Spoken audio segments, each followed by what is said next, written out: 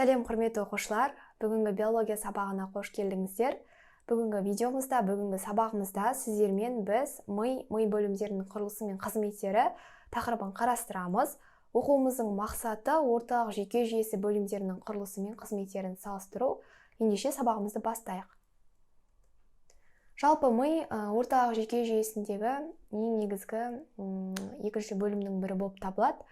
Ми бас сүйектің ми сауытының ішінде орналасқан, жалпы салмағы шамамен 1300 және де 1400 граммды құрайды.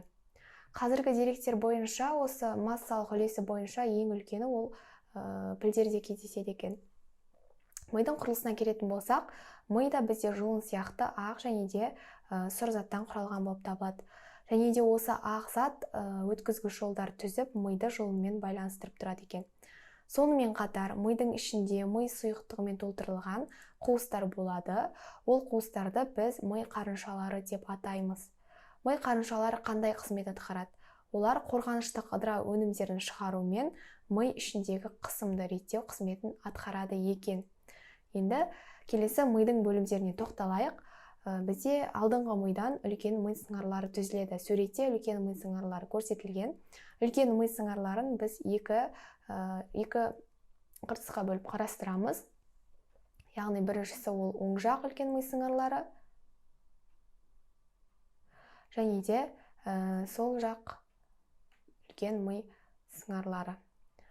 Осы екі жақ сыңарларда да жаңағы ақ және сұр заттар міндетті түрде болады. Сұр заттары белгілі бір ми қыртыстарын түзеді және сол ми қыртыстарында бізде 14 және де 18 миллиардқа жуық нейрондар кездеседі екен. Бұл бізде нейрондардың саны. Келесі үлкен ми сыңарлары негізінен 4 бөлімнен тұрады. Суретте көрсетілгенде ең алғашқысы ол бізде маңдай бөлімі. Келесі төбе бөлімі, шүйде бөлімінен және де самай бөлімінен тұрады. Енді осы әр бөлімнің қандай қызмет атқаратындығын, қандай қимыл қозғалысқа жауап беретіндігіне тоқталайық. Ең алғашқысы ол маңдай бөлігі.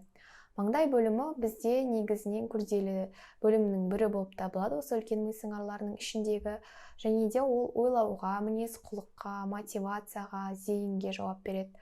Сонымен қатар маңдай бөлімінде сөйлеу орталықтары да орналасқан. Және де маңдай бөлігінің тағы бір маңызды қызметінің бірі ол күрделі қимыл қозғалыстарды басқару. Яғни ондай қозғалыстарға қандай қозғалыстар жатқызылады? Мысал алатын болсақ, күрделі музыкалық аспаптарды ойнау, немесе велосипед тебу, машина айдау, спортшылардың қозғалыстарын алсақ болады. Және де қарапайым мысалы, мен қазір ноутбук ашып отырмын және клавиатураны басып отырмын. Осы клавиатураны басуда маңдай бөлімінің қимыл қозғалысына жатқызылады екен. Келесі ол төбе бөлімі. Төбе бөлімі бізде негізінен тері бұлшық ет сезімталдығына жауап береді. Яғни тері рецепторларынан ақпараттар осы төбе бөліміне келіп түсіп отырады. Үшінші бөлім ол шүйде бөлімі. Шүйде бөлімінде көру орталықтары орналасқан және де соңғысы самай бөлімі. Самай бөлімінде негізінен есту орталықтары орналасқан болып табылады.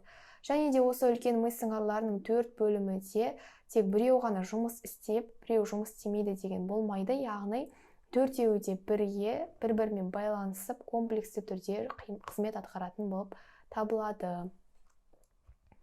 Келесі ми бөлімі ол аралық ми. Аралық ми ортаңғы мидың алдыңғы жағында орналасқан. Суретімізде аралық ми. Және де бұл жерде көру төмпешіктері мен төмпешік асты аймақтан құралған. Аралық мида да ми қарыншасы болады.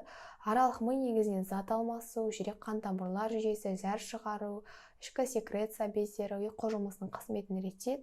Сонымен қатар біздің ағзамыздың ішкі ортасы, қан қысымымыздың тұрақты болуы, дене температурамыздың тұрақты болуында осы аралық ми реттеп отырады екен. Келесі ол ортаңғы ми. Ортаңғы ми бізде артқы ми мен аралық мидың аралығында орналасқан. Яғни суретімізде ортаңғы ми және де артқы мидың аралығында орналасқан және де осы миларды бір-бірімен байланыстырып тұратын осы ортаңғы ми болып табылады. Және ортаңғы мида арқылы осы жоғары және төмен қарай өткізу шеке жолдары өтеді. Терідегі пигменттің түзілуінде осы ортаңғы ми реттеп отырады.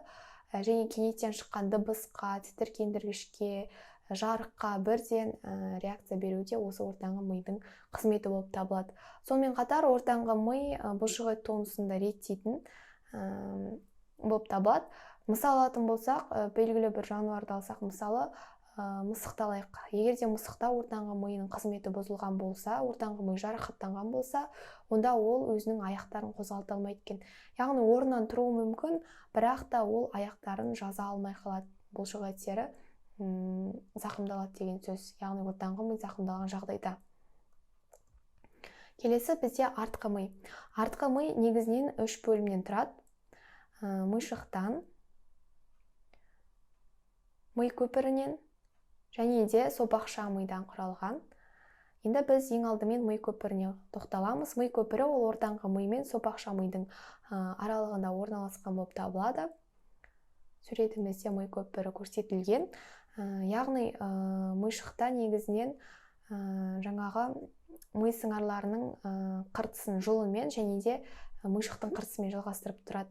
Ми көпірі бізде бет терісінен, ауыз қуысынан, тілден, есту, тепе-теңдікті сақтаудан келетін хабарларды қабылдап отырады. Келесі ол бізде мишық. Мишық сопақша ми мен ми көпірінің артқы жағында орналасқан. Мишық бізде негізінен сұр заттан және де ақ заттан құралған, өзінің иірімдері болады. Суретімізде көрсетілгендей. Және де осы нейрондардың мишықтан шығатын өсінділері орталық жүйке жүйесінің барлық бөлімдерімен байланыстырып тұрады екен. Мишық негізінен бізде адамдарда тепе-теңдікті сақтауды маңызды қызмет атқарады. Егер мишық зақымдалған болса, біз аяқ қолымыз тез шаршайды екен, тепе-теңдігіміз де бұзылады, сонымен қатар сөйлеуіміз де бұзылатын болып табылады. Және де мишық дене бұлшықеттерінің үйлесімді жиырылуын қамтамасыз етеді. Соңғысы ол сопақша ми. Сопақша ми бізде негізінен ми көпірі мен мишықтың аралығында орналасқан. Яғни сопақша ми жұлынның жоғарғы шетінің жалғасы, яғни өткен сабақтарда жұлын бізде жоғарғы және төменгі бөліктен тұрады деп айттық. Сол жоғарғы шеті осы сопақша мимен жалғасатын болып табылады. Сопақша мидың ұзындығы 2,5-3 сантиметрді құрайды. Бір ми қарыншасынан тұрады.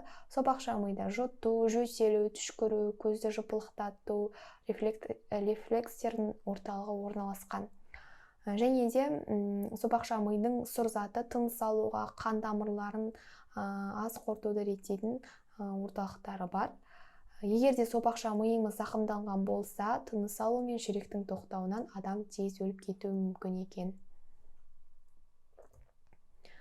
Және де сабағымызды қорытындылай, қызықты деректерге кезек берейік.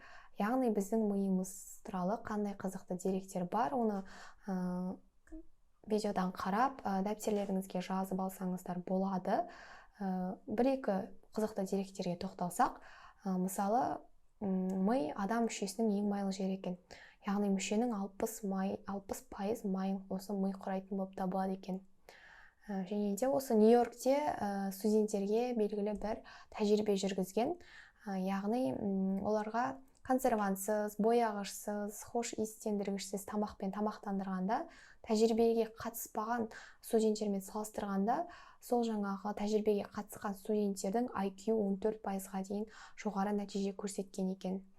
Адам күлген кезде жаңағы біздің 5 ми бөлігіміз де қозғалады.